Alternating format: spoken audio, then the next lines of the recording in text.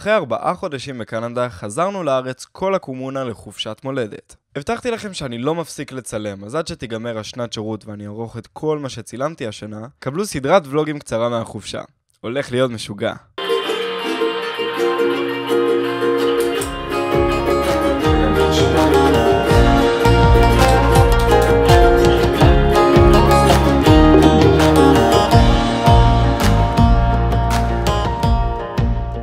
שלום לכם. שלום לכם, אני שי פרנקל, ואנחנו בשדה תעופה, כמה שעות לפני?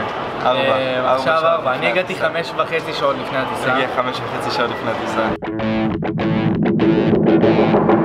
אוי, זה בעברית! מנשקים את האדמה, הלל? לא, איך. מתי אמורים לנשק את האדמה? כשיוצאים מהזה או פה כבר? רוצה לראות שלא? שלום לכם. אני שי פרנקל, וזה ערוץ שלי, אני אוהב. איך אני מצלם טוב? משמר את ה... מצלם טוב? בטח. צדות השיער, מה זה? רואים שהיית ב-12 שעות טיסה. וואו אחי, כמה בירה, מה הלוז? מה זה? נטו פרסומת כאילו? שתקנה שיעשה לך רע בהם.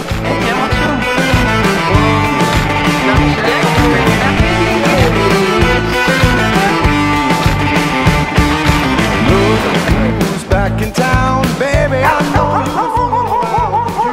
You ain't got nothing to talk about. Bad times came and went. Friends spoke up, I never knew what they meant. But now I see what you've done to me. מאכזב.